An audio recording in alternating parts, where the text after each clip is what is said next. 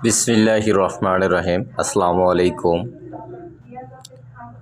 প্রবাসী ভাইদেরকে নিয়ে কিছু কথা বলতে চাই, যারা জীবনের সঙ্গে যুদ্ধ করে আমাদের দেশের অর্থনীতির চাকাকে তারা সচল রাখছে। তারা দেশে আসলেই এয়ারপোর্টে লাঞ্ছিত হয়, অপমানিত হয়, তাদের মালামাল ব্যাগ থেকে ছিনতাই হয়ে যায়।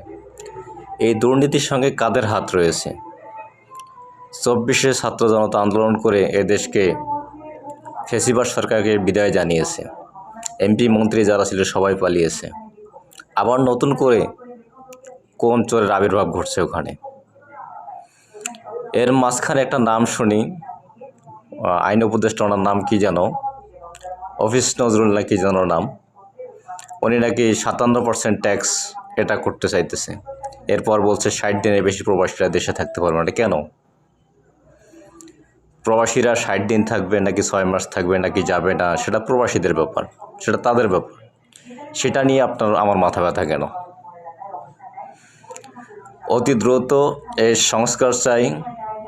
এই প্রবাসীদের বিরুদ্ধে যারা এই কাজগুলি করতেছে এটা অবিলম্বে বন্ধ করতে হবে এবং প্রবাসীদেরকে সম্মানের সহিত দেশে আসার ব্যবস্থা করে দিতে হবে, যাওয়ার ব্যবস্থা করে দিতে হবে।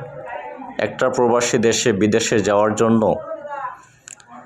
টাকা পয়সা ও জায়গা জমি যা আছে ভিটামাটি সব বন্ধক বিক্রি করে দিয়ে বিদেশে আসাই যায়, যে ওখান থেকে কর্ম করে যেন কিছু করতে পারি জীবনে।